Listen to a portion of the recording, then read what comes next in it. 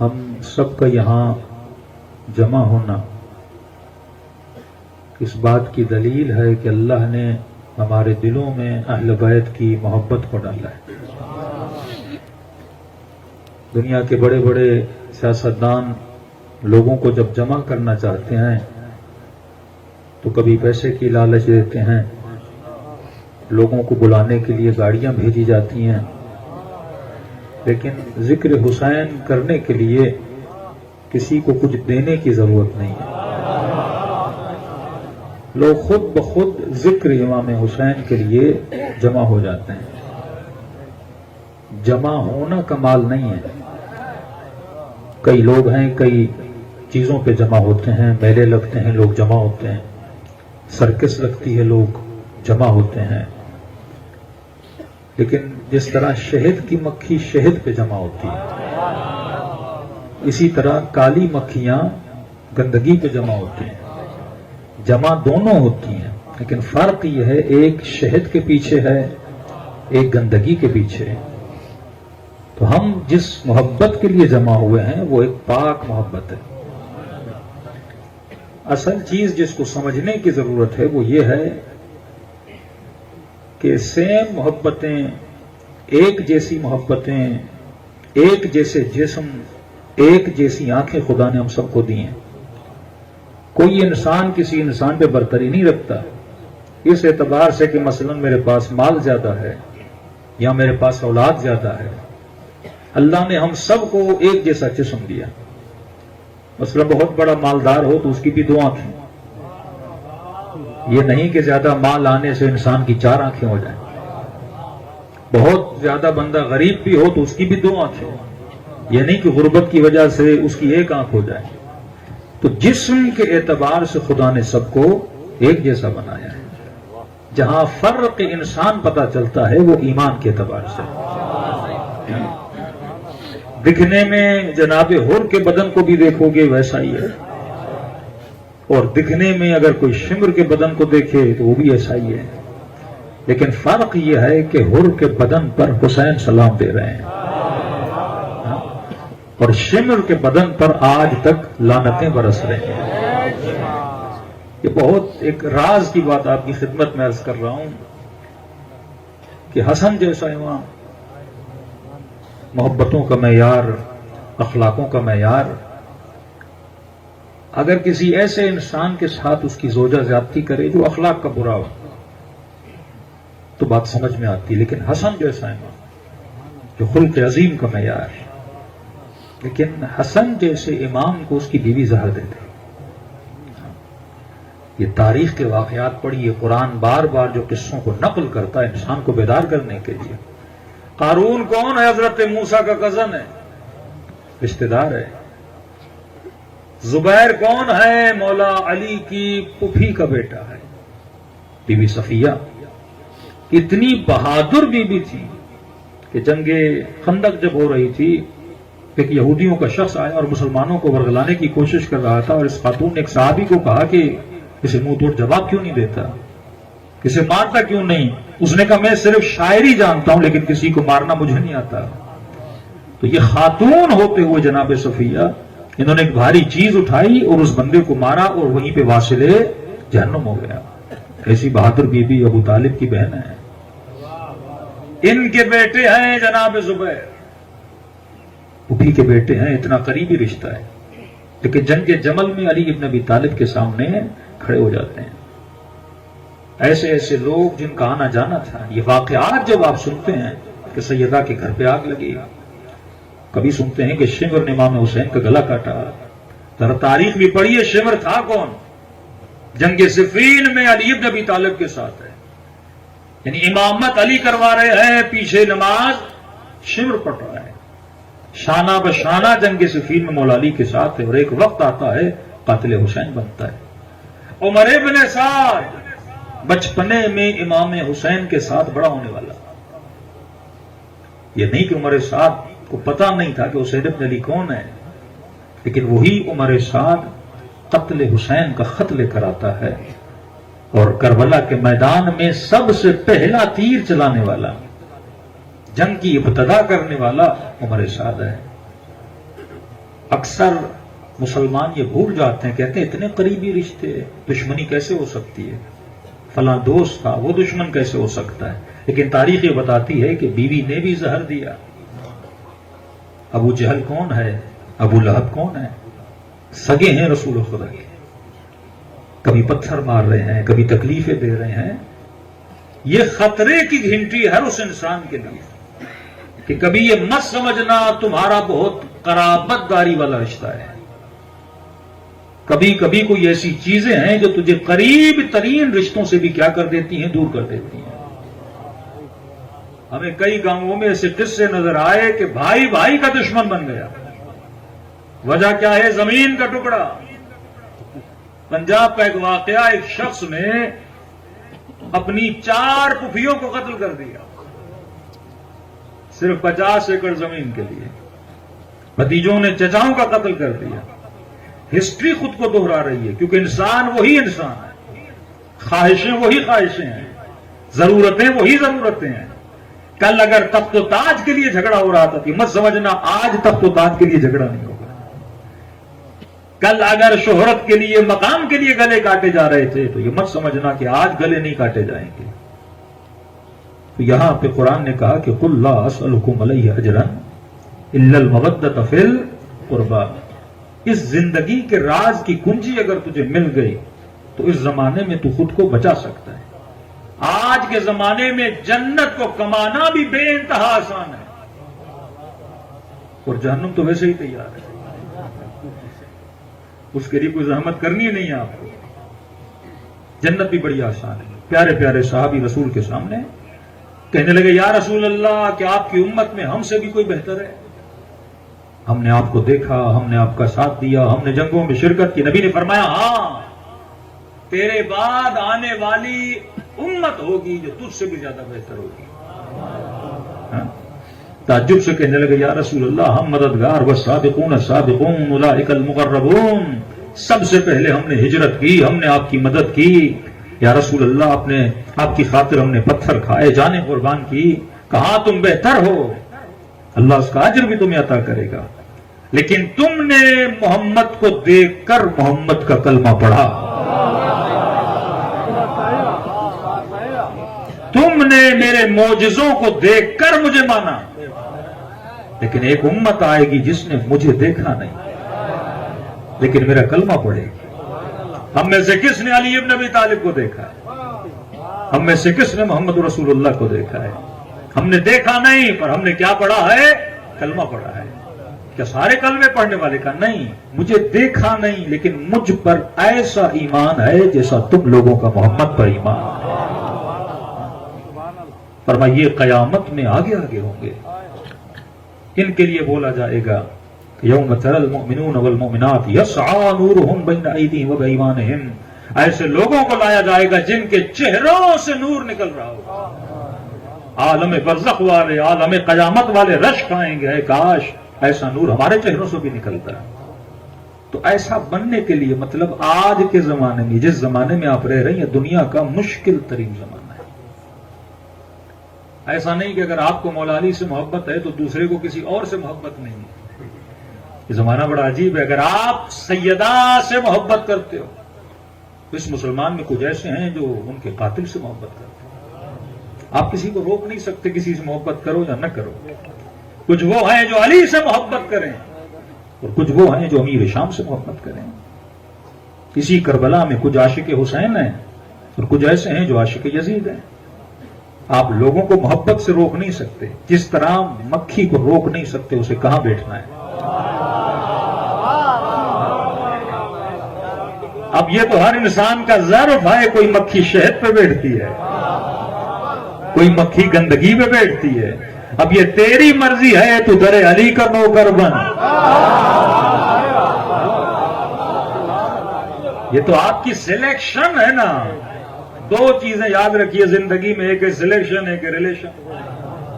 اسی بنیاد پہ جنت اور جہنم ملنی ہے۔ سلیکشن مطلب انتخاب، اور آسان کر دوں بھئی آپ کی مرضی ہے پیپلز پارٹی کو انتخاب کرو، یا آپ کی مرضی ہے مثلا ایم کیو ایم کو انتخاب کرو، انتخاب کی بنیاد پر آپ کا مستقبل بنتا ہے.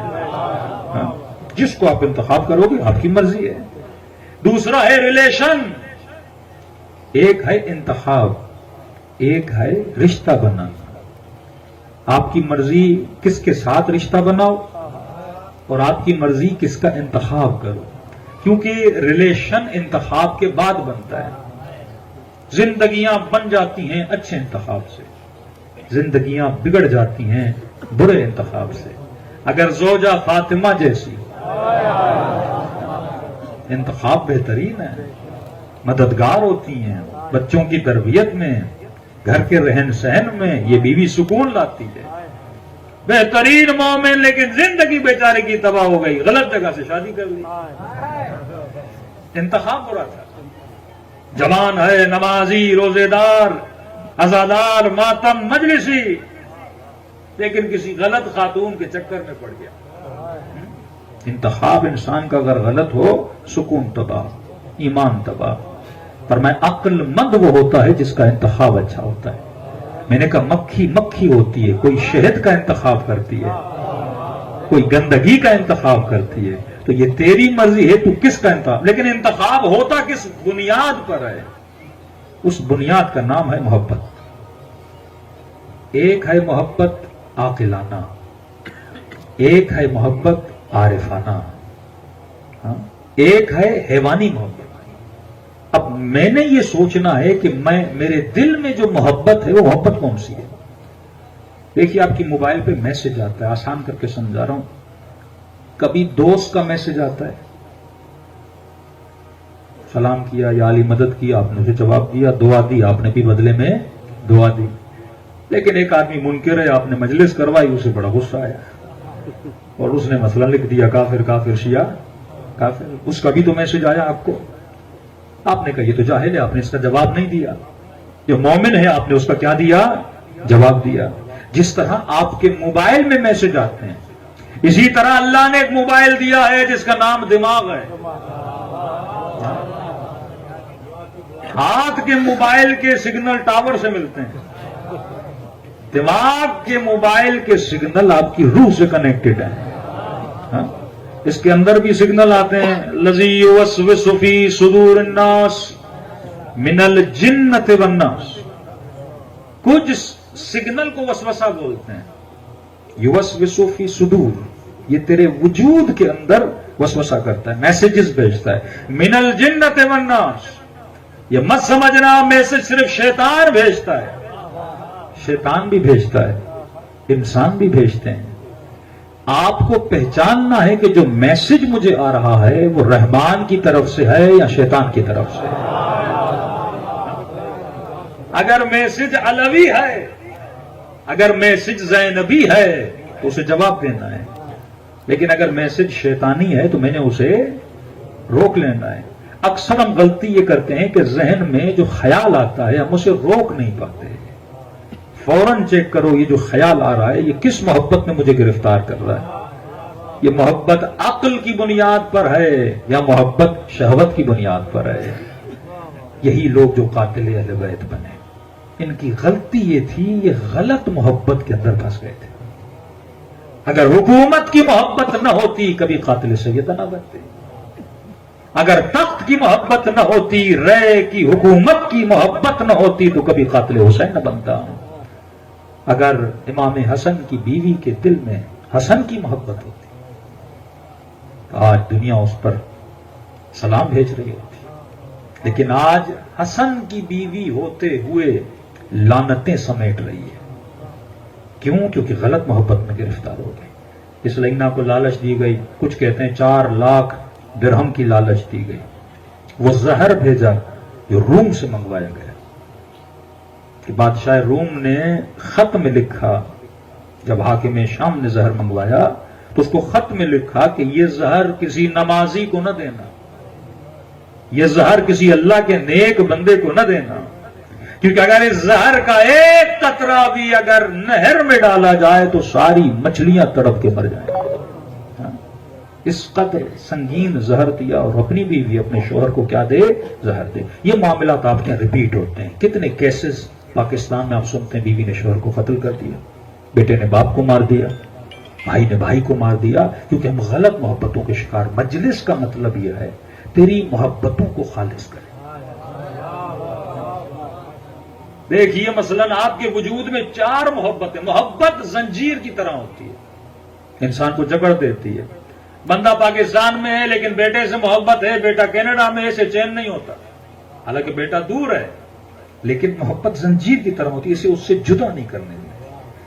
اسی طرح بندے کو اپنی گاڑی سے محبت ہو جائے، اب گاڑی رکھ کے گاؤں سے مثلا کراچی چلا گیا، اس کو نیند ہی نہیں آئے گی، پتہ نہیں گاڑی پہ اسکریچ آ گیا، پتہ نہیں کوئی چوری کر کے نہ لے گیا، پتہ نہیں کوئی سیٹ نکال کے نہ لے گیا، پتہ نہیں کوئی ٹائر نکال کے نہ لے گیا، اب اس کا سکون بندہ وہاں پر ہے، دل کہاں پر ہے کہ گاڑی پہ اٹکا ہوا ہے۔ یہ محبت زنجیر کی طرح ہوتی ہے، بندہ دور بھی چلا جائے پر دل دور جانے نہیں دیتا۔ اب گاؤں کے لیے ایک مثال دوں، مثلا آپ نے کتا رکھا اپنی حفاظت کے لیے، کل کوئی گھر میں چور آ جائے تو کتا اسے چیر پھاڑ لے یا مجھے بچا لے یا میرے گھر کو بچا لے۔ اب طاقتور ترین کتا آپ نے رکھا، بڑے سے بڑا چور بھی آ جائے تو کتا اسے زخمی کر دے، لیکن آپ جب ایک دفعہ چور آیا اور کتا بھی گھر میں ہے، وہ بھونکتا رہا لیکن آپ کو بچا نہ سکا۔ غلطی کیا ہوئی؟ آپ نے اس کے پاؤں کو زنجیر سے باندھ دیا۔ طاقتور ترین کتا بھی آپ کو بچا نہیں پائے گا۔ اسی طرح اگر میرے وجود کے اندر دنیا کی محبت کی زنجیر بندی ہوئی ہے، اللہ بلائے گا میں جا نہیں پاؤں گا، کیونکہ زنجیر بندی ہوئی ہے۔ حسین بلاتے رہے، حل من ناصر ینصرنا، کہ کوئی حسین کی مدد کرنے والا؟ کہنے لگا مولا کوفے میں میرے بچے بھوکے ہیں، اتنی مہلت دیجیے بچوں کو کھانا دے کر آؤں۔ امام نے کہا جاؤ گے شاید دیر ہو جائے، حسین بلا رہے ہیں حسین کی طرف۔ کا مولا یوں گیا اور یوں آیا۔ تاریخ لکھتی ہے بچوں کی محبت نے کھینچا، کوفے گیا، لیکن جب کربلا واپس آیا تو حسین کا سر نو کے نیزہ پہ چڑھ چکا تھا۔ اصل آزادی ہے، اصل آزاد وہ انسان ہے، اصل فریڈم وہ ہے۔ عبد کا مطلب یہ ہے کہ پہلے حر بنو، جب تک حر نہیں بنو گے تب تک عبد نہیں بنو، جب تک تمام محبتوں سے آزاد نہیں ہوگے تب تک خدا تجھے حقیقی علی کی محبت عطا نہیں کرے گا۔ صلوات پڑھے محمد وعلی محمد۔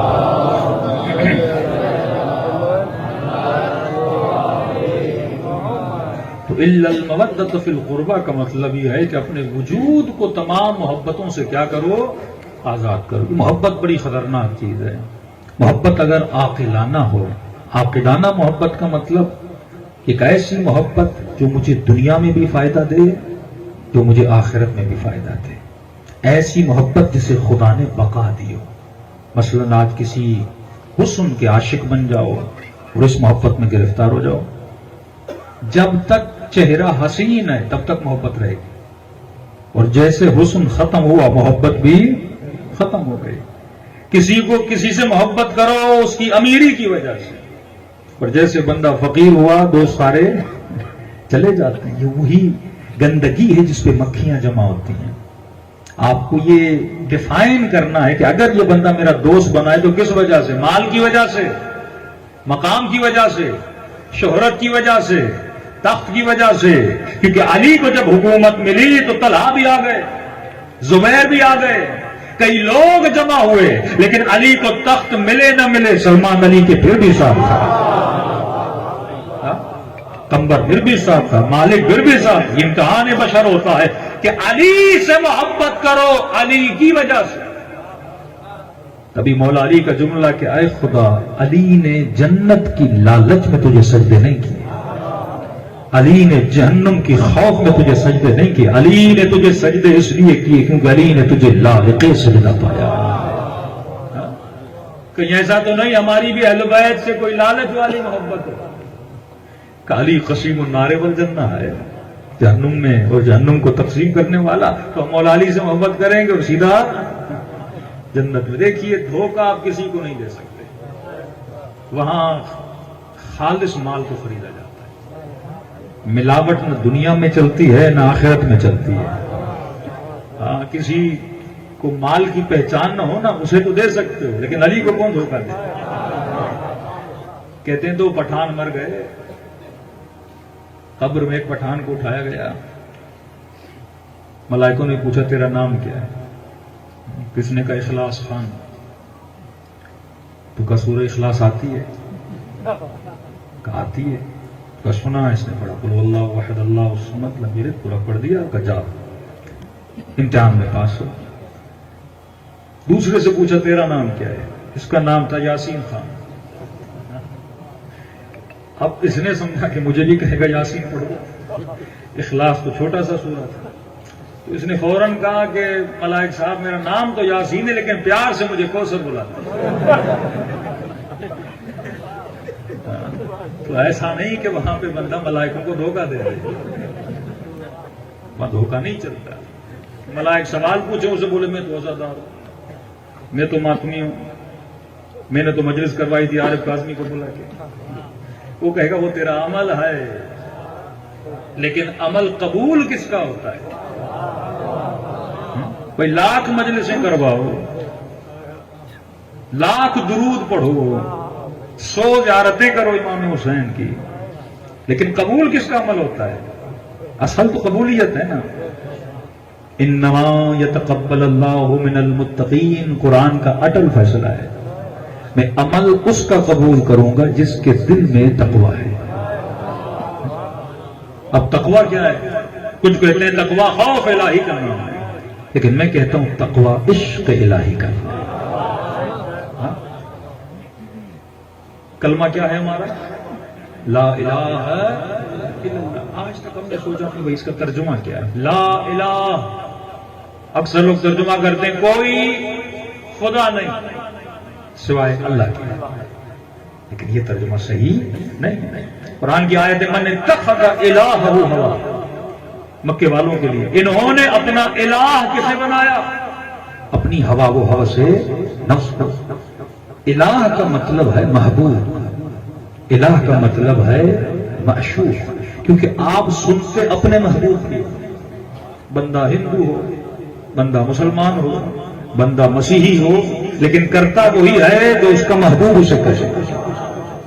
اب محبوب بندہ بنا تو بندے کی سنے گا, محبوب مال بنا تو مال کی سنے گا, محبوب رائے کی حکومت بنی تو اس کی سنے گا, محبوب علی بنا تو علی کی سنے گا, محبوب امیر شام بنا تو امیر شام کی سنے گا. پر میں اصل یہ بتا من اتخذ الہ ہوا لا الہ, میرا کوئی محبوب نہیں, میرا کوئی معشوق نہیں الا اللہ, سوائے اللہ کے. اس کے سوا اگر کسی کی محبت آئی تو یہ شرک. اس کی محبت میں کسی کی محبت کو ملاوٹ میں نہیں کرنا. اصل محبت کس کی ہے؟ اللہ کی. رسول سے بھی عشق ہے کیونکہ رسول عاشق خدا ہے. علی سے عشق ہے کیونکہ علی عاشق خدا ہے. پوری زندگی عشق خدا میں گزر گئی نا. کبھی ایسا عاشق آپ نے دیکھا کہ سر کٹ جائے نو کے نیزہ پر پھر بھی اپنے محبوب کا ذکر کرتا ہوا؟ یہ تعلق ہے حسین بن علی پروردگار عالم سے, عشق پروردگار عالم. فرمایا خدا عبادت اس کی قبول کرتا ہے جس کے دل میں کیا ہے؟ عشق خدا ہے. یہ عشق بڑھتا کیسے ہے؟ آپ مجلس میں آتے ہو عشق امام حسین بڑھتا ہے, کربلا جاتے ہو عشق امام حسین بڑھتا ہے, نماز پڑھتے ہو عشق خدا بڑھتا ہے. لیکن سب سے بڑا ریزن عشق بڑھنے کا سوال پڑے محمد وآل محمد.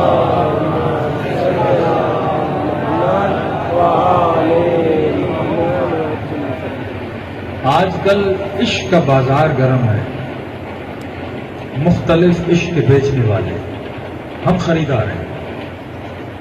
آپ دکان پہ جاتے ہو, بچے کو عشق ہے آئس کریم سے, تو دکاندار کو پتا ہے کہ بچے کے لیے کیا رکھنا ہے. باپ جب گھر جاتا ہے نا, اتنی سمجھ ہے اسے کہ 4 سال کے بچے کے لیے کیا لینا ہے, 20 سال کے بچے کے لیے کیا لینا ہے. 4 سال کا بچہ روتا ہے آئس کریم کے لیے, ٹافی کے لیے, چاکلیٹ کے لیے, ایک چھوٹی سی سائیکل کے لیے, کھلونے کے لیے.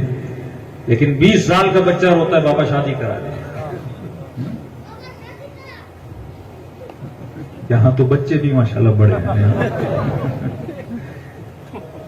اب اگر 4 سال کے بچے کو 20 سال کا بچہ سمجھائے کہ بھائی شادی کیا ہوتی ہے, شادی کی ویلیو کیا ہوتی ہے, وہ سمجھ نہیں پائے گا, کیونکہ اس کے اندر اتنی عقل ہے ہی نہیں کہ وہ اس منزل کو سمجھے. جب تک بڑا نہیں ہوگا تب تک سمجھے گا نہیں. جب تک وہ احساس نہیں آئے گا تب تک اس چیز کو سمجھ نہیں پائے گا. اس کی محبت بچگانہ محبت ہے, اس کی محبت بالغانہ محبت ہے. بڑا ہو گیا, بالغ ہو گیا, اسے پتا ہے کہ میری محبت کیا ہے. بچے کی ڈیمانڈ ہے کھلونا, بڑے کی ڈیمانڈ ہے جو اس کی ضرورت ہے. اسے گاڑی چاہیے, اسے گھر چاہیے, اسے بیوی چاہیے, وہ اس کی ڈیمانڈ ہے نا, کیونکہ وہ بڑا ہو گیا ہے. وہ کیا ہے؟ عاقل ہے. اب اگر 21 سال والے کو آئس کریم دے کر خوش کرو گے ہوگا؟ وہ کہے گا جا کر بچے کو دو. اور بچے کو اگر سونا بھی لا کر دو گے پھینک دے گا, کہے گا مجھے کیا دو؟ آئس کریم دو. تو آپ بڑی کوشش کرتے ہیں بعض مسلمانوں کو سمجھانے کی کہ علی کیا ہے, علی سونا ہے, علی ہیرا ہے, لیکن وہ سمجھ نہیں پاتا کیونکہ اب ہی تک بچہ ہے.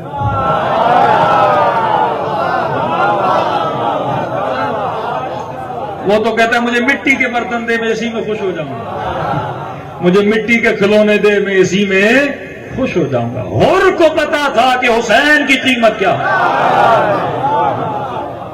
ابن سعد بچہ تھا ذہنی اعتبار سے. امام حسین کہے کر رے کی حکومت تو دور, تجھے رے کی حکومت کا دانا بھی نصیب نہیں.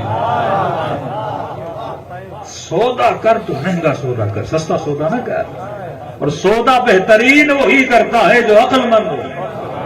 بے وقوف کو کیا پتا سودا کیا. اب سودا کرنے اللہ سے. ہم کن چیزوں کا سودا کرتے ہیں؟ شیطان سستی چیزیں دیتا ہے.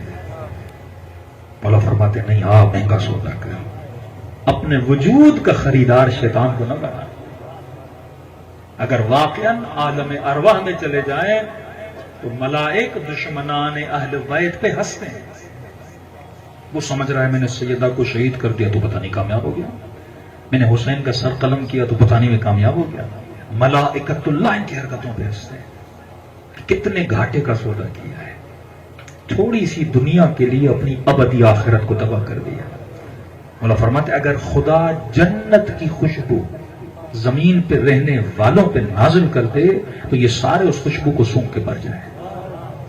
اتنی طاقت ہے جنت کی خوشبو میں, اتنی نعمتیں ہیں. اگر عالم برزخ و عالم مثال اگر کوئی بندہ دیکھ لے, کیا دیکھ سکتے ہیں؟ ہاں, اللہ بعض بندوں کو دکھاتا ہے. آیت اللہ عثمان نراقی, ان کی کتاب ہے جامع السعادہ, معراج السعادہ. باپ اور بیٹے نے 2 کتابیں لکھی ہیں. پہلے زمانے میں ہر شیعہ کے گھر میں 3 کتابیں ضرور ہوتی تھی, قرآن, مفاتیح الجنان اور یہ اخلاقی کتاب ہے جامع السعادت, معراج السعادت. سعادت کا جامع ترین راستہ, کامیابی سیکھنے کا جامع ترین راستہ. اگر بچہ 14, 15, 16 سال کو, اسے پتا ہونا چاہیے میں دنیا میں آیا کیوں. اب یہ بیچارہ جوان ہوتا ہے, اس کے اندر شہوت بھی ہے, بھوک بھی ہے, مال کی محبت بھی ہے, ہاں شہرت کی محبت بھی ہے, مقام ہے, کبھی نوکری کے پیچھے, کبھی کسی کے پیچھے. اب اس معاشرے کی محبتوں میں اور بیچنے والے جو اس محبتوں کو ہیں کہ ان کا شکار بن جاتا ہے اور پوری زندگی کیا ہو جاتا ہے, گمراہ ہو جاتا ہے. مجلس حسین بھی سمجھو ایک بازار ہے, لیکن اس بازار میں عشق علی بیچا جاتا ہے کوئی خریدنے والا, ہے کوئی اس عشق کو پرکھنے والا, ہے کوئی عبد خدا بننے والا, ہے کوئی اپنی آخرت کو بنانے والا. تو یہاں بھی دعوت دی جا رہی ہے. اور ایک چھوٹا سا موبائل جب اپنی جیب سے نکالتے ہو وہاں سے بھی تجھے دعوتیں دی جاتی ہیں. جب ٹی وی کھولتے ہو وہاں سے بھی دعوت دی جا رہی ہے. بڑے بڑے شہروں میں جاتے ہو, یہ جو فاسقین, فاجرین, یہ بدکاریاں, یہ فحاشتیں پھیلانے والے, یہ بھی دعوت دے رہے ہیں. فرق یہ ہے کوئی مبلغ اسلام ہے تو کوئی مبلغ شیطان ہے. شیطان نے بھی تو اپنے مبلغ پھیلائے ہوئے ہیں نا, شیطان بھی تو بھیجتا ہے نا لوگوں کو دعوت دینے جہنم کی طرف. اب یہ میری شناسائی ہونی چاہیے کہ جو میسج میرے پاس آ رہا ہے اللہ کا ہے یا شیطان کا ہے. یہ اگر میں سمجھ گیا کہ دعوت جو آ رہی ہے مجھے پہچان میں آنی چاہیے, دعوت الہی دعوت ہے یا شیطانی دعوت ہے. اور جو اس شناسائی کو رکھے اور سمجھ گیا اور صحیح وقت پہ سمجھا کہ حسین جنت کی دعوت دے رہا ہے, ابن سعد مجھے جہنم کی طرف لے جا رہا ہے. ہاں وقتی سکون ہے لیکن ابدی تباہی ہے, یہاں وقتی تکلیف ہے لیکن ابدی سکون ہے. فیصلہ میں نے کرنا ہے کہ میں نے شہد پہ بیٹھنا ہے یا گندگی پہ بیٹھنا ہے. میں نے کون سی چیز سے اپنی خوراک بنانی ہے, اچھی خوراک یا بری خوراک. آغا نراگی فرماتے گھر میں فاقے تھے, کھانے کے لیے رمضان کا مہینہ, افطاری کے لیے کھانا نہیں.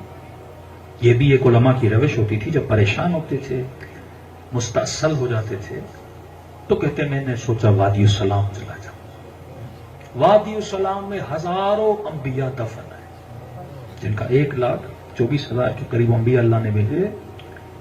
یہ سرزمین سب سے پرانی ہے، جسے بین النہرین کہتے ہیں نا، دجلہ اور فرات، یعنی دنیا کی سب سے پہلی مخلوق آ کر جہاں پہ بسی، یا دنیا کی سب سے پہلی سویلائزیشن، تمدن جہاں پہ بنا، سوسائٹی، گاؤں کہیں پہ بنا، تو یہ کوفے کی سرزمین ہے، بین النہرین ہے۔ تب سے انبیاء آئے اور یہاں پہ ہزاروں انبیاء دفن ہیں، شہداء، اولیاء۔ تو انہوں نے کہا کہ مستحب بھی ہے، اور جب بندہ پریشان ہو تو اولیاء کو یاد کرے نا۔ تو کہتے میں چلا گیا وادی السلام، جا کے وہاں پہ قبروں پہ جا کے فاتحہ پڑھوں، کوئی ہدیہ دوں، تاکہ خدا ان کے صدقے میں میرے لیے رزق کو کھولے۔ تو یہ بھی معصومین فرماتے ہیں، بندے خدا اگر پریشان ہو جاؤ، پریشانی ہے، دنیا کی کوئی پریشانی ہے، سمجھ نہیں آ رہی کہاں جاؤں، اب بندہ مشہد ہو تو مولا رضا کے حرم میں چلا جاتا ہے۔ ہمیں تو بچپن سے عادت تھی، اور پاکستان آنے کے بعد تھوڑی مشکل ہوتی ہے، کبھی دل انسان کا سکڑ جاتا ہے، دل ہوتا ہے کہ بندہ تھوڑی میڈیٹیشن کرے، تو یہاں پہ تو کوئی حرم بھی نہیں ہے، تو بندہ کہاں جائے؟ مشہد ہو تو امام رضا کے حرم چلا جائے، کربلا ہو تو حسین کے حرم چلا جائے، تہران ہو تو شہر رے شاہ عبد العظیم کی مزار پہ چلے جائے، بڑی روحانی مقام، قم میں ہو تو بی بی معصومات۔ اب پاکستان میں بندہ پریشان ہو جاتا ہے، دل کرتا ہے بندے کا چلو مسجد ہے، کبھی مسجد چلا گیا۔ لیکن فرماتے جب کبھی پریشان ہو جاؤ نا، تو اگر کسی کے ماں باپ زندہ نہیں تو فرماتے اپنے ماں باپ کی قبر پہ جایا کر، ماں کی قبر پہ چلے جاؤ، باپ کی قبر پہ چلے جاؤ، ایک سورہ فاتحہ پڑھو، کچھ نہیں آتا درود تو سب کو آتا ہے نا، 1000 مرتبہ 1400 مرتبہ درود پڑھو اور ان کو ہدیہ کرو، فرمایا ماں باپ کی دعا مرنے کے بعد بھی قبول ہوتی ہے۔ اگر کسی کی ماں زندہ ہے تو اس کے قدموں میں بیٹھ جاؤ اور کہو ماں میرے لیے دعا کرو، میں پریشان ہوں۔ باپ کے ہاتھوں کو بوسا دو، بابا ان ہاتھوں کو بلند کر کے میرے حق میں دعا کریے، اللہ فوراً راستے کیا کرتا ہے؟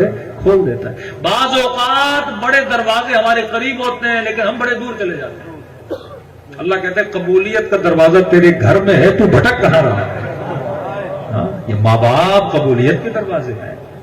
آغائے نراکی فرماتے میں چلا گیا وادی السلام میں، اور میں نے کچھ دعائیں پڑھی مرحومین کے لیے۔ اتنے میں ایک جنازہ آیا وادی السلام، لوگوں نے آ کے جنازے کو دفن کیا، قبر کھدی ہوئی تھی۔ مجھے دیکھا مولانا ہوں، سر پہ امامہ ہے، کہ شیخ ادھر آ۔ عراق میں مولانا کو شیخ بولتے ہیں، سندھی شیخ نہیں ہے، وہاں آپ کو ہر مولوی شیخ ملے گا۔ کسی نے کہا مولانا پتہ نہیں سندھ کے شیخ نجف میں کیسے آ گئے؟ میں نے کہا یہ وہ شیخ نہیں ہے، کاسٹ شیخ نہیں ہے، وہاں پہ لقب ہے، عالم کو شیخ بولتے ہیں۔ کہ شیخ ادھر آؤ، چلا گیا، کہ ہمیں بہت جلدی ہے، جنازہ ہم نے قبر میں اتار دیا ہے، اس پہ تلقین بھی پڑھو، کچھ دعائیں بھی پڑھو، مزدور کھڑا ہے، بعد میں قبر کو کیا کرا دینا؟ دفن کرا دینا۔ اور نراکی کہتے ہیں آیا تھا، چلو یہ بھی ایک ثواب کا کام ہے، کسی مومن کی قبر پر تلقین پڑھا دو۔ کہتے میں قبر کے اندر اتر، میں نے تلقین پڑھائی، کچھ زیارتیں پڑھی، جن کے ایصال ثواب کے لیے فاتحہ پڑھی، اور انہی کی قبر میں بیٹھ کر سوچ رہا تھا۔ اچانک میں نے کیا دیکھا، میرے سامنے سے ایک دروازہ کھلا۔ میں نے کہا نا بعض لوگوں کو خدا وہ عالم دکھاتا ہے کہ ہمیں پتا چلے کہ اس عالم کی قدر و قیمت کیا ہے، جس کی دعوت اہل بیت ہمیں دیتے رہے۔ مجلس ترہیم بھی ہے تو رب بھی ہو جائے گا۔ کہتا دروازہ کھلا، میں نے دیکھا سرسبز باغ ہے، ایسی خوشبو آ رہی ہے میں نے زندگی میں ایسی خوشبو نہیں سنی، ٹھنڈی ٹھنڈی ہوائیں آ رہی ہیں، گویا وہ ہوائیں، وہ سبزہ، وہ باغات مجھے اپنی طرف بلا رہے ہیں۔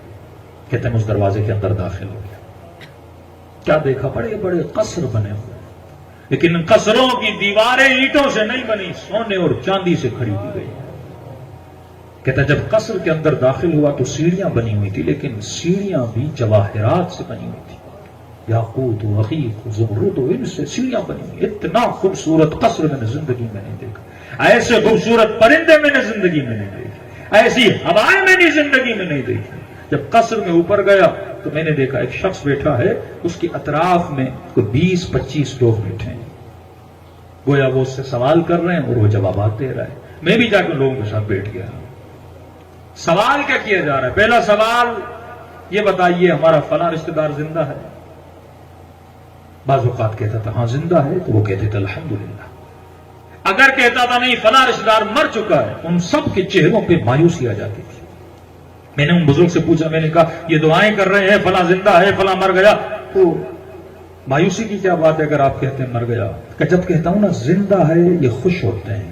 کیوں؟ اس کا مطلب مرے نہیں، اگر مرے ہوتے تو ہمارے پاس آ چکے ہوتے.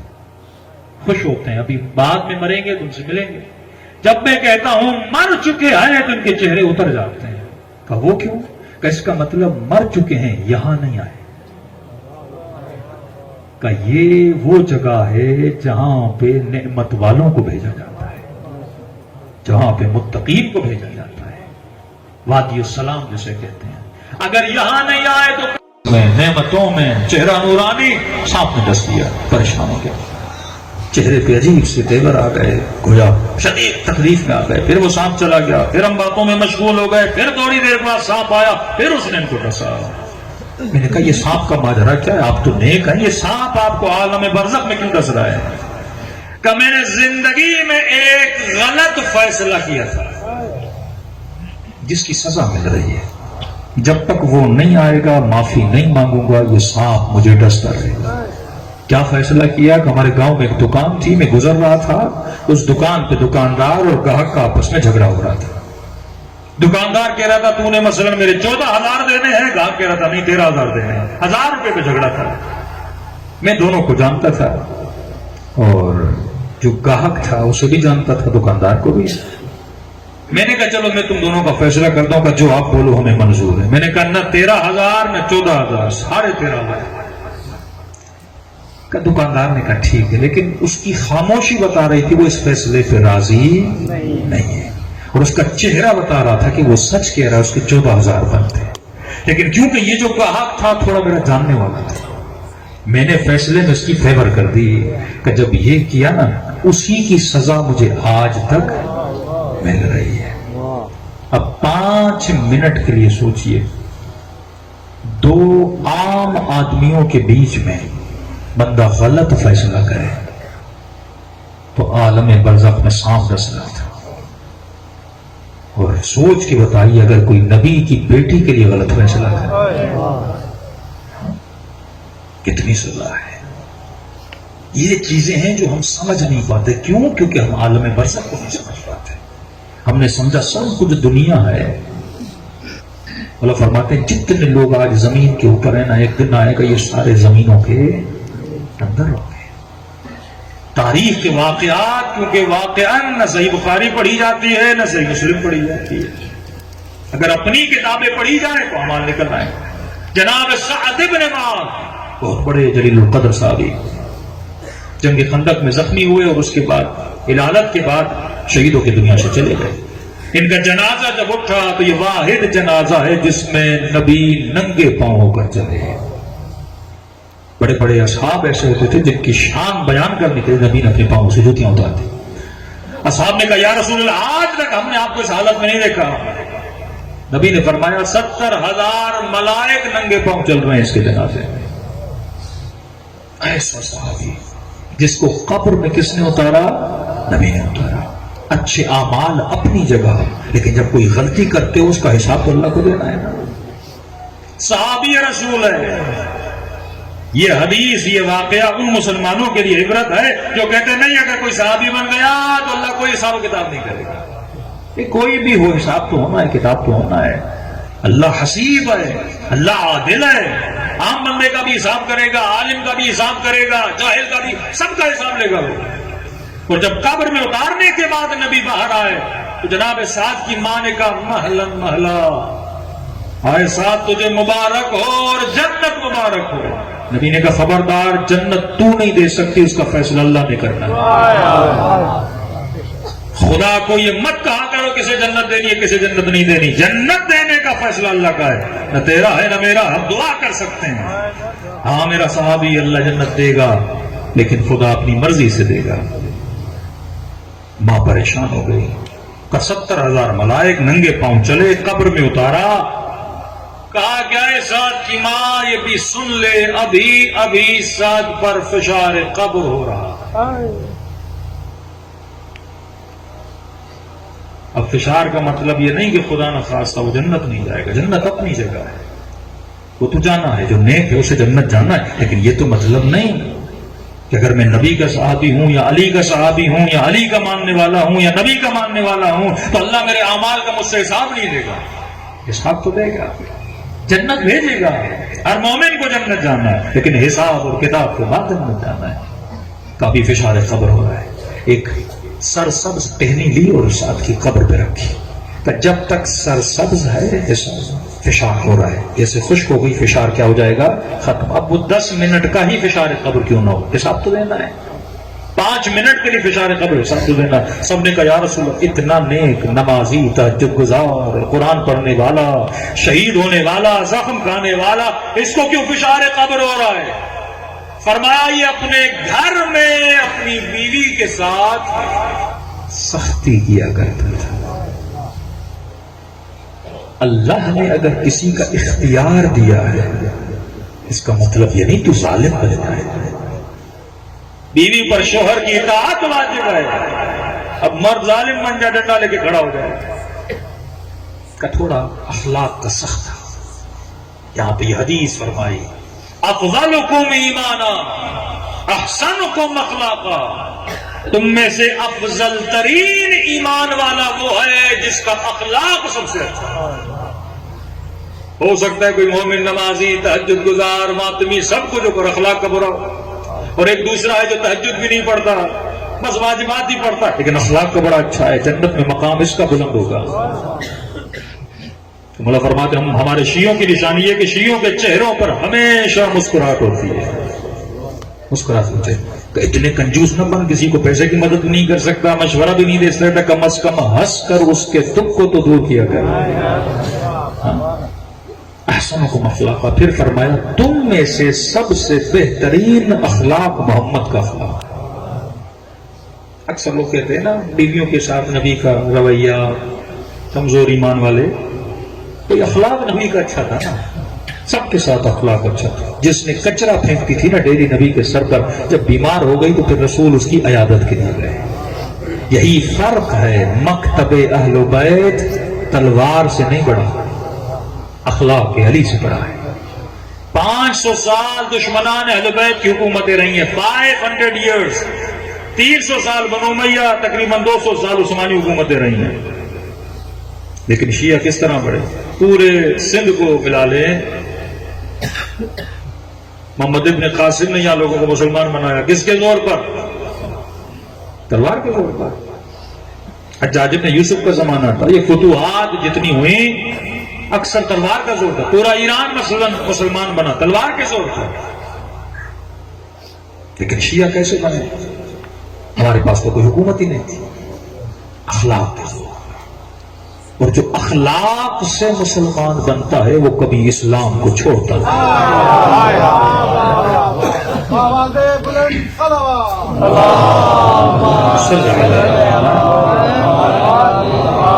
شیعہ ہو، سنی ہو، کوئی بھی، اگر اس نے اخلاق سے اسلام کو قبول کیا یہ کبھی اسلام کو نہیں چھوڑے گا۔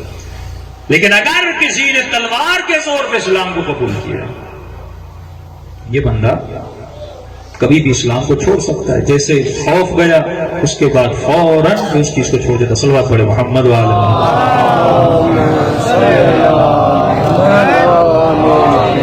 محمد وجہ۔ یہ میں نے ٹنڈولا یار میں بھی واقعہ پڑھا تھا کہ لوگ نبی کے زمانے میں بھی کچھ ایسے تھے جو اخلاق علی کی وجہ سے مسلمان ہوئے۔ کہ میں نے کہا کسی جنگ میں مولا علی لڑ رہے تھے، لڑتے لڑتے علی نے وار کیا اور ظالم کی تلوار گر گئی، اور ہوشیار تھا، تیز تھا، کین تھا، اب پتا تھا مر جاؤں گا، تلوار گر گئی ہے، علی وار کریں گے، لیکن اسے پتا نہیں تھا علی کسی نہتے پہ کبھی وار نہیں کرتا۔ یہ مولا کا اصول تھا، جب تک ہاتھ میں تلوار ہے تو علی وار بھی کرتا، تلوار گری تو مولا فرما دیتے ہیں نہتے پر وار نہیں کرتا، جو پیٹ دے کے بھاگتا ہے علی وار نہیں کرتے۔ لیکن اس نے فوراً کہا کہ میں نے سنا ہے آپ بڑے سخی ہو۔ میدان جنگ میں علی کے فضائل پڑھنے لگا۔ امام نے کہا تو نے سچ سنا ہے؟ کہ کتنے سخی ہو؟ امام نے کہا مانگ کر دے۔ اگر سلمان جتنا ہوشیار ہوتا تو علی سے وہ مانگتا جس سے آخرت بنتی تھی، لیکن اتنا تیز نہیں تھا. گویا علی کو شاید آزمانا چاہتا تھا. اس نے کہا سچ مچ اتنے سخی؟ امام نے کہا کہ اپنی تلوار مجھے دو. اب میدان جنگ میں دشمن تلوار مانگے کون دیتا ہے؟ لیکن یہ علی ہے. مولا نے فوراً تلوار اس کے سامنے پھینک دی، کہا اٹھا تلوار. اور جیسے اس نے علی کے سامنے تلوار اٹھائی اس کے تیور بدل گئے. اب بہادری کے جلوے دکھانے لگا، کہنے لگا علی اب مجھ سے تجھے کون بچائے گا؟ امام نے فرمایا تو کیا سمجھتا ہے علی تلوار کے بھروسے پہ لڑتا ہے؟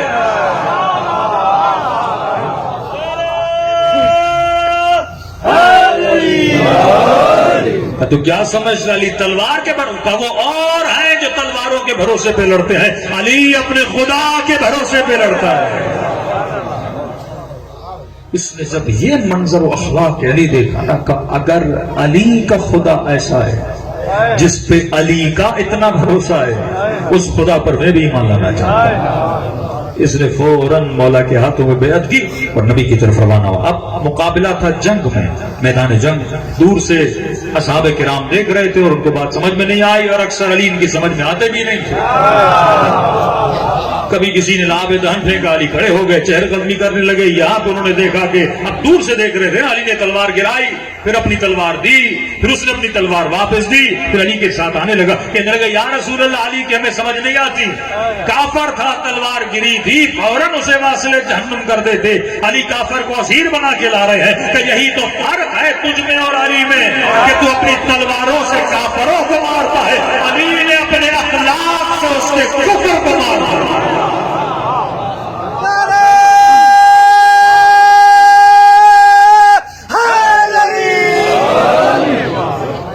افضلکم ایمانا احسنکم اخلاقا. بہترین ایمان والا وہ ہے جس کا اخلاق بلند. اب تو قدر غم ہے، ہم تاریخ بھی نہیں پڑھ سکتے کس کا اخلاق کیا تھا. تاریخ میں ہے ایسی جلیل القدر شخصیات گزری ہیں، گھر میں آ کے چیختے تھے، ان کے گھر میں ان کی بیوی کے بچے گر جاتے. واقعاً تاریخ میں لکھا ہوا، خوف طاری ہو جاتا تھا. ایسے ایسے اخلاق والے ہوتے تھے، ادبت اخلاق ہوتے تھے. یہ تاریخ میں لکھتا ہے کس کے پاس کس کا رشتہ گیا اور اس نے رشتے سے منع کیا کہ میں شادی نہیں کروں گی، کا اخلاق ہوتا ہے. یہ ساری چیزیں تاریخ میں لکھی. نبی نے فرمایا بہترین اخلاق والا بہترین ایمان والا ہوتا ہے.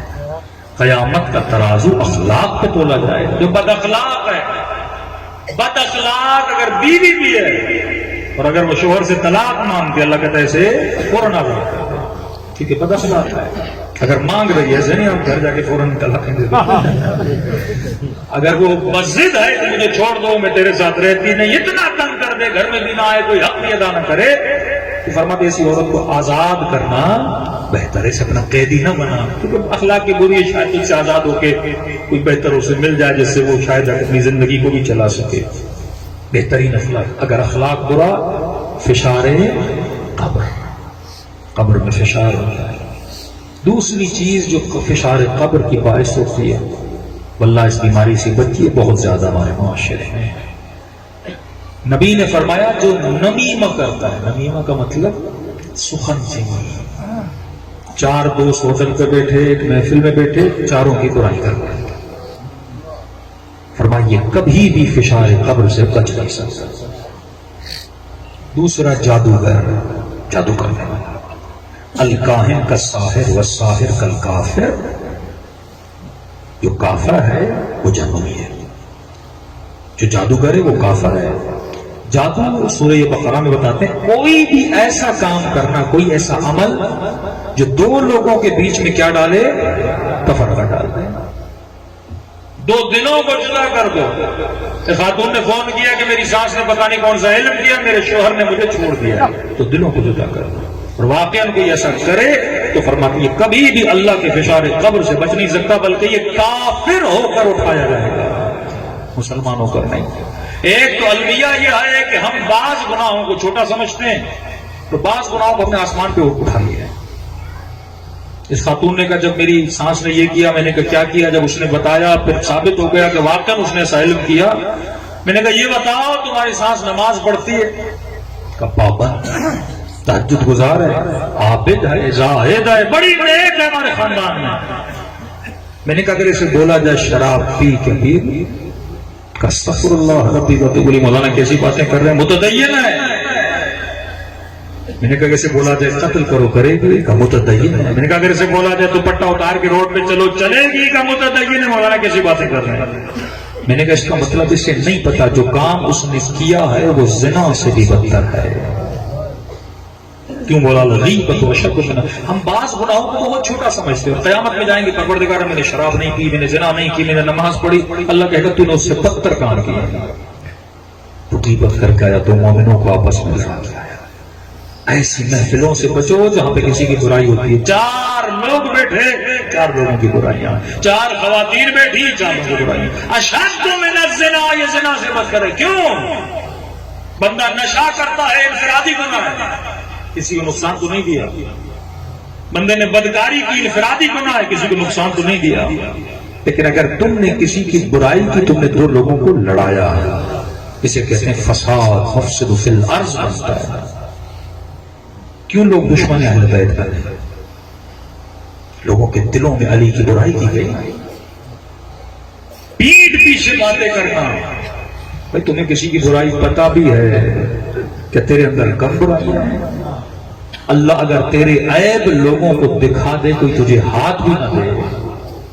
اللہ کہتا ہے جب میں ستار العیوب ہوں تو بھی ستار العیوب بن، تو بھی لوگوں کے عیبوں کو چھپا. فرمایا یہ گناہ بھی انسان کو فشار قبر کا مبتلا کرتا ہے. کسی نے کہا مولانا اگر کہیں پہ کسی کی برائی ہو رہی ہو تو کیا کرے؟ تو معصوم فرماتے وہاں اس محفل میں بلند آواز سے صلوات پڑھ لیا کر. صلوات شیطانوں کو بھگا دیتی ہے. دوسری چیز اپنے بچوں کو صحیح ماحول دینے کے لیے. گاؤں کا ماحول ہے، اکثر آپ شہر میں جاتے ہو کوئی تصویر لے کر اپنے گھر کی دیوار پہ لگا دیتے ہو، کسی منظر کی تصویر، کسی سینری کی تصویر، مختلف خوبصورت تصویریں. لیکن ان تصویروں کی جگہ پہ اگر بچے پڑھے لکھے ہیں آپ کے جن کو لکھنا پڑھنا آتا ہے، اپنے گھروں میں تصویر کی جگہ علی کا فرمان لگا دیا. 4 عورتیں آپس میں بیٹھتی ہیں، برائیاں شروع. مولا کا فرمان لگا دو کہ غیبت کرنے والی کبھی علی والی نہیں ہو سکتی. اس گھر سے سکون. گھر کیوں تباہ ہوتا ہے؟ کیونکہ ہم ان بیماریوں میں مبتلا ہے. مومنوں میں دشمنیاں کیوں ہیں؟ کیونکہ بیماری مبتلا ہے. حسد کی وجہ سے کسی کی برائی کرتا ہوں. کوئی مجھ سے زیادہ ترقی کر رہا ہے میں اس کی برائی کرتا ہوں. کسی کو اللہ نے مال زیادہ دیا برائی کرتا ہوں. کسی کو اللہ نے حسن زیادہ دیا. جیلسی، حسد. حسد نیکیوں کو ایسے کھا جاتا ہے جیسے آگ لکڑیوں کو کھا جاتی ہے. یہی اندر کی بیماریاں. باہر کا دشمن ہمیں کچھ بھی نہیں کر سکتا. سب سے بڑا دشمن ہمارے اندر بیٹھا ہے جو ہمارے لیے فشار قبر کا باعث بنتا ہے. پہلی چیز بد اخلاقی. مومن خوش اخلاق ہو، چہرے پہ مسکراہٹ ہو، اچھی اچھی باتیں کرے، پوزیٹو باتیں کرے. ایک جگہ پہ برائی سننا جائز ہے. کہاں پہ؟ ایک مظلوم ہے جس پہ ظلم ہوا ہے. کسی بٹیرے نے ظلم کیا، کسی بندہ اس سے پیسے کھا گیا. اب یہ بیچارہ آتا ہے کہتا ہے میں لٹ گیا، میرے پیسے بندے نے کھا لیے، میری بیٹی پہ بڑا ظلم کر لیا. کہتے اس کو سنو تاکہ اس کا من کیا ہو جائے؟ ہلکا ہو جائے. اسے دلاسا دیا کرو، نہ کہ ہر کسی کی برائی سنو. اگر مظلوم ہے، ہم بھی یہاں پہ بیٹھ کے یزید کی برائیاں کرتے ہیں کیونکہ امام حسین مظلوم ہے، ان پہ ظلم ہوا ہے. تو ظالم کو عیاں کرنا ہر کسی کے لیے ضروری ہے. اب اس نے آگے بتایا فلاں بندہ میرے 10 لاکھ کھا گیا، اور کل آپ کا دوست آیا اور کہے میں فلاں بندے سے بزنس کر. آپ نے کہا برائی نہیں کروں گا، اچھا بندہ جاؤ. اسے بتاؤ کہ اس نے فلاں کے 10 لاکھ کھائے، کہیں تیرے 10 لاکھ بھی نہ. اتھینٹک اگر رپورٹ ہے تو دوسروں کو بھی اس بندے سے کیا کرو؟ بچاؤ، تاکہ اس کا ایمان بھی بچے، اس کی آخرت. تیسری چیز جو مولا فرماتے فشار قبر لاتی ہے. یہ اکثر معاشرے میں بیماری ہے کہ نہیں بچ سکتا کوئی اگر اس کے اندر یہ تینوں بیماریاں ہیں. 3 اتنی خطرناک ہیں، حالانکہ اہل بیت 10 بھی بتا سکتے تھے. 3 کیوں بتائیں؟ اخلاق کا برا ہونا، پیچھے برائیاں کرنا، 3 کوئی ایسا علم کر کے 2 لوگوں کو آپس میں لڑانا. چوتھی چیز جو نماز پڑھنے میں سست ہے. یہ نہیں کہا جو نہیں پڑھتا اس کا پیشاب ہی ہوگا. کہا جو سست ہے، ساہون، قرآن کہتے ہیں جو نماز پڑھنے میں کیا ہے؟ ساہون، مطلب جو سست ہے، پڑھتا تو ہے لیکن کہتے بعد میں پڑھ لوں گا، 1 گھنٹہ 2 گھنٹہ بالکل قضا ہونے کے قریب ہوتا ہے، پھر مصلی پہ آتا ہے یا کوئی کام پڑ جاتا ہے، نماز کیا ہو جاتی ہے؟ قضا ہو جاتی ہے۔ مطلب تو عشق میں سست ہے، تو نے لا الہ الا اللہ کہہ کر عشق کا وعدہ تو کیا پر عشق میں وفا نہیں کر رہا۔ فرمایا جو نماز میں سست ہے وہ بھی کبھی فشار قبر سے بچ نہیں سکتے۔ تبھی جب اہل بیت کی زندگی پڑھی جاتی ہے کہ جب جب وقت عبادت ہوتا تھا مولا حسن کے چہرے کا رنگ زرد ہو جاتا تھا، جناب سیدہ کے لیے ترتعش وجود ہوا، کب سیدہ جب مصلی پہ کھڑی ہوتی تھی وجود کی ہڈی ہڈی ہلتی تھی۔ تو فضا نے کہا بی بی آپ کی کیفیت کیوں؟ کہ اللہ کے جلال کو دیکھتی ہوں تو جلال الہی اور ہیبت الہی میرے وجود پہ طاری ہو جاتا ہے۔ عشق خدا کا پاس جا کر بولو حسین 1 رات کی مہلت چاہتے ہیں۔ میں کہوں گا مولا یہ مہلت کیا بچوں سے باتیں کرنے کے لیے تھی؟ کیا سکینہ سے وقت بتانے کے لیے تھی؟ کیا علی اکبر سے وقت بتانے کے لیے تھی؟ لیکن لشکر یزید کہتے ہیں ہم بھی انتظار میں تھے، حسین 1 رات کی مہلت کیوں مانگ رہے ہیں؟ کیا کریں گے؟ جنگ کی پلاننگ کریں گے؟ کیا کریں گے حسین؟ لیکن لشکر یزید والے عربی کا ایک محاورہ اپنی کتابوں میں لکھتے ہیں کہ حسین کے خیموں سے تسبیح خدا کی آوازیں ایسے آ رہی تھیں جیسے شہد کی مکھیاں اپنے چھتے پہ آوازیں نکالتی، پوری رات ذکر خدا میں مشغول رہے۔ یہ وہ عشق پروردگار اعلیٰ کبھی ان چیزوں سے غافل نہ ہوئی، کیونکہ فشار قبر سے جب نبی کا صحابی نہ بچ سکا ہم کیسے بچ سکتے ہیں؟ تبھی فرمایا جب تک زندہ ہو اصلاح کرو، اولاد ہے اور نے بہت بڑا گناہ کیا، راستہ حسین کا۔ سارے لشکر نے مولا کا پانی پی لیا۔ تاریخ لکھتی ہے اگر حر حسین کو جانے دیتا تو شاید سینریو کو اور ہوتا۔ اتنا بڑا گنہگار، اتنی بڑی خطا، لیکن جب معافی مانگنے آیا تو یہ بھی تو کریم ہے نا، لیکن زندگی میں مرنے کے بعد نہیں کہ یہاں بندے کی روح نکلے اور بندہ بولے پروردگارہ مجھے معاف کر دے، آواز آئے گی کلا کلا، جب تک سانسیں چل رہی ہیں مہلت باقی ہے، مہلت ہے، جو کچھ کرنا ہے جو کچھ کرنا۔ کیا تو وادی سلام جانا چاہتا ہے مرنے کے بعد یا وادی برہوت؟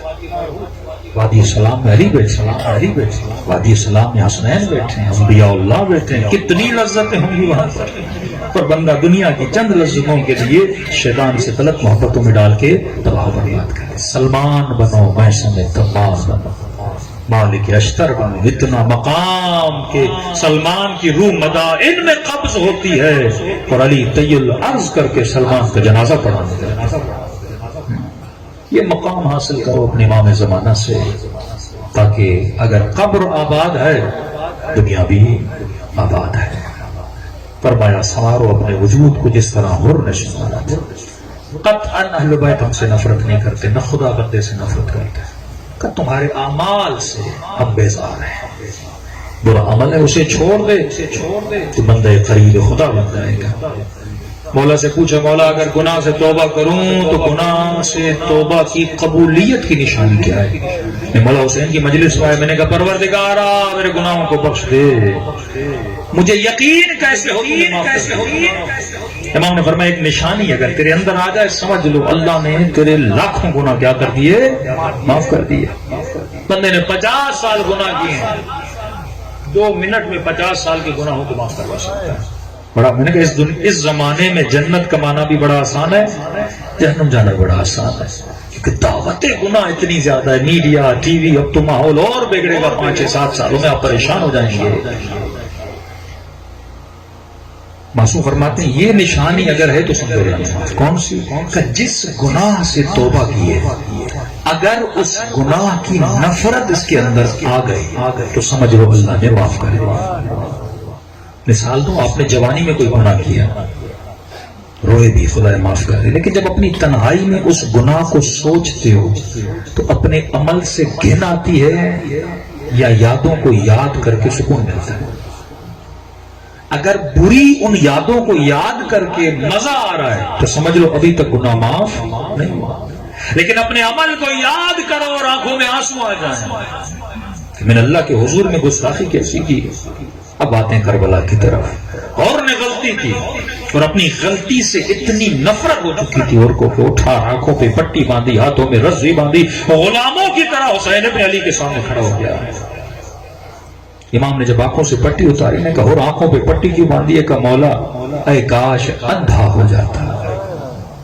پشیمانی دیکھیے، شرمندگی ہر کے وجود کے اندر دیکھیے، اپنے عمل سے اتنا شرمندہ ہے، کاش میں یہ کام نہ کرتا، گویا اور یہ سوچ رہا تھا میں مر جاتا پر یہ عمل نہ کرتا۔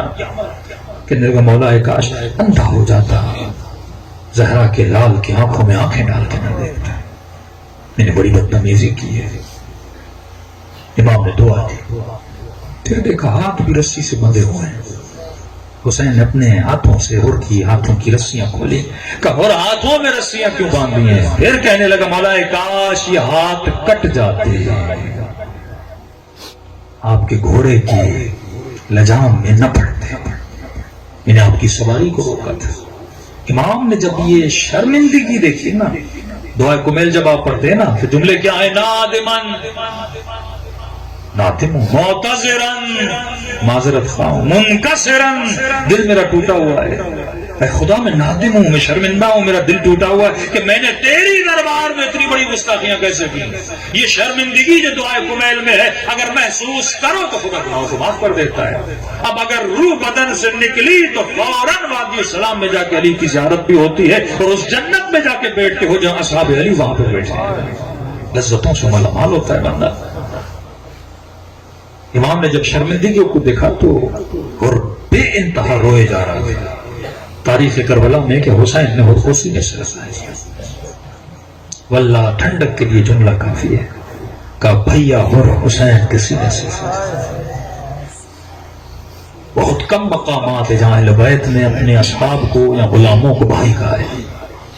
حبیب ابن مظاہر کو بھیا کہا ہے، اور کو بھیا کا شیخ مفید جو ہمارے ہی صدی و زمانوں کے ہیں، امام زمانہ نے ان کو خط میں بھیا کہہ کے پکارا۔ ایسے ایسے علماء، مطلب اتنا مقام بڑا ہوتا ہے کہ حجت خدا اسے بھائی کہے۔ کس چیز میں بھائی؟ ایمان کی منزلت میں بھائی ہے، کہ بھیا اور حسین کے سینے سے لگ جا۔ یہ جملے کیوں ہے تاریخ میں؟ یہ بتانے کے لیے کہ اور کتنا شرمندہ تھا اپنے عمل پر، پھر بھی روئے جائے، حسین دلاسا دیے جائے، لیکن اور کا رونا رک ہی نہیں رہا۔ کہ مولا آپ جیوں تو کیسے جیوں؟ میں دیکھ رہا ہوں میری وجہ سے آپ کے بچے پیاسے ہیں۔ کہ مولا کی التجا ہے۔ امام نے کہو کہ مولا اگر اجازت ہو میں زہرا کی بیٹیوں سے معافی مانگ لوں۔ تاریخ لکھتی حر کا مقام توبہ کی وجہ سے بھی ہے، لیکن ایک اور صفت تھی حر کے اندر، وہ تھا ادب سیدہ فاطمہ۔ مسلمانوں نے ادب نہیں کیا، حر نے ادب کیا۔ مقام کتنا بڑا ہے کہ امام حسین نے کہا کہ تجھ پر تیری ماں روئے نا، تو حر اپنی زبان کو روک لیا تھا اور یہ کہا کہ میں بھی کہہ سکتا ہوں لیکن کیا کروں، آپ فاطمہ کے بیٹے ہو۔ کس کا ادب کیا؟ سیدہ فاطمہ کا ادب کیا۔ یہاں پہ کہا کہ مولا التجا ہے، اور کیسے؟ مولا اگر اجازت ہو میں نبی زادیوں سے بھی معافی مانگنا چاہتا ہوں۔ امام نے کہا اور میں نے معاف کیا، حسین کی بہنوں نے معاف کیا۔ کہنے لگا مولا سکون نہیں ملتا، خود جا کے معاف کیا۔ امام نے پوچھا اور اتنا اصرار کیوں کر رہے ہو؟ حسین نے معاف کیا تو سمجھو میری بہن نے معاف کیا، میری بیٹی نے معاف کیا، ہر بیوی نے تجھے معاف کیا۔ کہتا مولا سکون نہیں مل رہا، اور کیوں؟ کہتا مولا جب میں نے آپ کا راستہ روکا تھا نا، مجھے اونٹوں سے کچھ اماریوں سے بیویوں کے رونے کی آوازیں آ رہی، وائے ہو مجھ پر، میں نے زہرا کی بیٹیوں کو رلایا مولا۔ امام نے دیکھا اسے سکون نہیں مل رہا، کہ باس اعلان کر دو اور معافی مانگنا چاہتا ہے۔ اعلان ہوا، خیام حسینی کے بیچ میں خاک کربلا پہ بیٹھ گیا، امامے کو اتارا، مٹی کو سر پہ ڈالا، اسے کہتے توبہ۔ بلند بلند آواز سے کہنے لگا اے سیدہ کی بیٹیوں، اے نبی زادیوں، کائنات کا سب سے بڑا گنہگار آج معافی مانگنے آیا ہے۔ کہتے ہیں یہ آوازیں جیسے بی بی زینب کے کانوں تک آئی نا، بچوں سے پوچھا بچوں یہ کون ہے؟ اتنا رو رہا ہے اور معافی مانگ رہا ہے کہ اماں یہ وہی ہے جس نے ماموں کا راستہ بنا تھا۔ اخلاق حسین احسنکم اخلاقا، اخلاق سیدہ زینب بھی دیکھو۔ بی بی نے فرمایا بچوں بڑے ادب سے جانا، سینے پہ ہاتھ رکھ کے سلام کرنا اور کہنا ماموں حر زہرا کی بیٹی سلام دیتی ہے۔ حسین نے بھائی کہا، زینب نے بھی بھائی کہا، لیکن تاریخ لکھتی ہے اگلے جملے نے حر کے کلیجے کو ہلا دیا کہ بچوں حر کو ایسا کہنا۔ بچوں نے کہا کہ ماموں حر زہرا کی بیٹی کہتی ہیں میں زینب تجھ سے شرمندہ ہوں۔ یہ جملہ سننا تھا، حر تڑپ گیا کہ گناہ میں نے کیے، خطا میں نے کی، نبی زادی کیوں شرمندہ ہے؟ بی بی نے کہا اور علی کے در پر جب بھی کوئی پیاسا مہمان آیا خالی ہاتھ نہیں گیا، کوئی مہمان آیا بھوکا نہیں گیا۔ آج تو ہمارے گھر پہ مہمان بن کے آیا ہے، پر کیا کرے پلانے کے لیے پانی نہیں ہے، کھلانے کے لیے کھانا نہیں ہے۔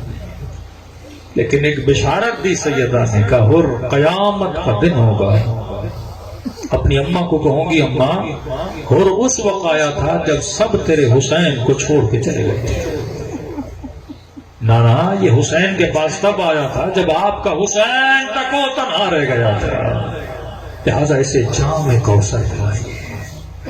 ہدف مجلس یہ ہے وہ مقام پیدا کرو کہ سیدہ یہ دعا ہمارے حق میں بھی کریں کہ قیامت کے دن امتیں صفوں میں کھڑی ہوں گی اور جنت میں وہی جائیں گے جو نبی کے ہاتھوں سے اور علی کے ہاتھوں سے جام کوثر پی کر جنتی بنیں گے۔ تبھی فرمایا قیامت کے دن ہر آنکھ روتی ہے، دو آنکھیں کبھی نہیں روتی، ایک وہ آنکھ جو اپنے گناہوں پہ روئے، دوسری وہ آنکھ جو حسین کے غم میں روئے۔ شکر خدا کریں اللہ نے دونوں آنکھیں عطا کی ہیں، لیکن ان آنسوؤں کو باقی رکھو۔ محرم سفر میں ہم بہت روتے ہیں۔ کسی مومن نے کہا مولانا کوئی عمل بتائیے امام زمانہ کی زیارت ہو جائے۔ تو ہمارے استاد یہ عمل بتایا کرتے تھے اور 2-3 علماء نے کیا بھی اور نتیجہ بھی ملا۔ کئی اعمال ہیں امام زمانہ کی زیارت کے، لیکن ایک چھوٹا سا عمل ہے۔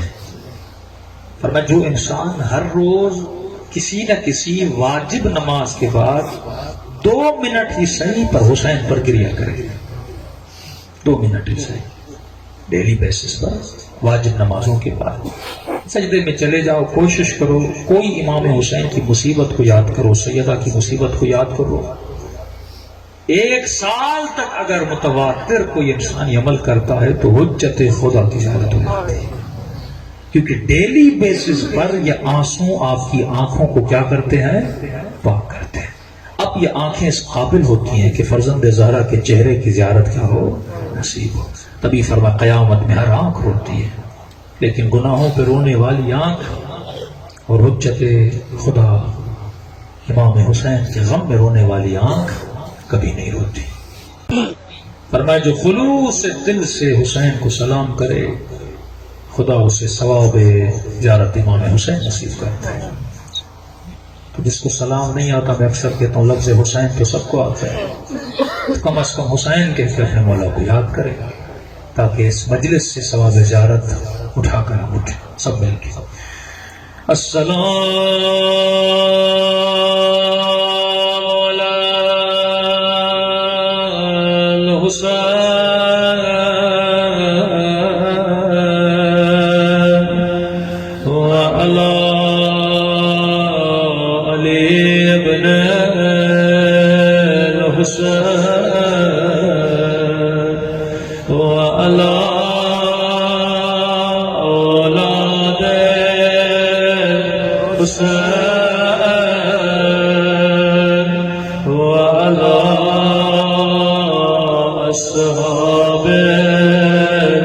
الحسین لوگ بہت ہیں، آوازیں کم ہیں، سب مل کے السلام علی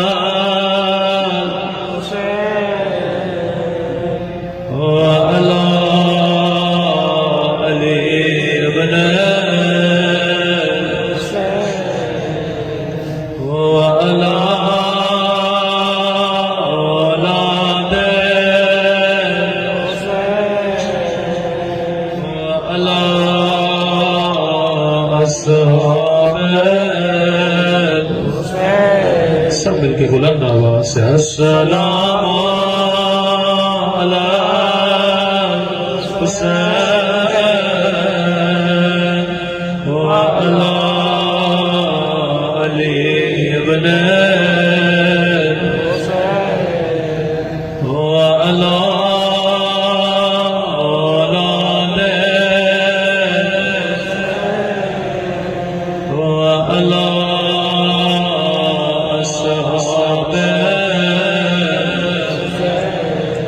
میرا سلام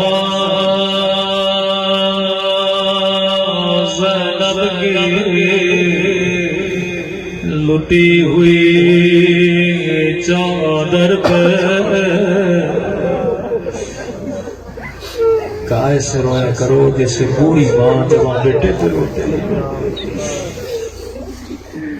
مجھے خدا کی قسم اگر مدینے میں آگ نہ لگتی کبھی کربلا کے خیموں کو آگ نہ لگتی اگر مدینے میں پسلیاں نہ توڑی جاتی کبھی کربلا میں حسین کی پسلیاں نہ ٹوٹتی اگر مدینے میں تازیان نہ مار جاتے کبھی کربلا میں زینب کو تازیان نہ لگتے اگر مدینے میں تماچے نہ مار جاتے کبھی کربلا میں سکینہ کو تماچے نہ لگتے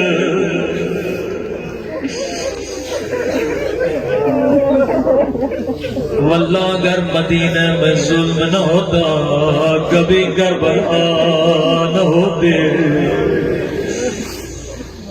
آج وارث غم حسین امام زمانہ مولا کو پرسہ دینے آئے سنیں گے مولا اپنے جد کے مصائب کیسے بڑھتے ہیں میں اکثر مومنین کو کہتا ہوں جب بھی تیرا دل کرے امام زمانہ کے ساتھ رہو تو کبھی زیارت ناہیہ پڑھا کرو ناہیہ یعنی نوحہ کس کا نوحہ فرزند زہرا امام زمانہ کا نوحہ سنیں گے مولا اپنے جد کے مصائب کیسے بڑھتے ہیں اب یہ جملے میرے نہیں حجت خدا امام زمانہ کے جملے فرماتے ہیں میرا سلام ان زخمی کلاریوں پر کربلا میں بڑے بڑے مصائب آئے بی بی زینب نے تازیانے کھائے لیکن امام زمانہ نے اس مصیبت کو یاد نہ کیا میری بی بی نے پتھر کھائے لیکن امام زمانہ نے اس مصیبت کو یاد نہ کیا بلکہ فرمایا میرا سلام ان زخمی کلاریوں پہ جنہیں پس گردان باندھ گیا میں نے بڑا سوچا امام کے جملے گئے بندے کو سوچنا تو چاہیے کربلا میں اتنی مصیبت بی بی زینب پیاسی رہی بی بی کی چادر کو لوٹ گیا بی بی کو تازیاں نے مار گئے لیکن امام نے ان مصیبتوں کو یاد نہ کیا بلکہ فرمایا میرا سلام ان زخمی کلاریوں پہ مجھے نہیں پتا تھا اس مصیبت کو کیوں یاد کیا لیکن جب یہ روایت میری نظروں سے گزری بات سمجھ میں آ گئی راوی کہتا 11 محرم کو زینب اونٹ سے ایسے گرے جیسے عباس گھوڑ زگرد شاید کوئی مومن کے مولانا عباس کے تو بازو کٹے تھے زینب کے تو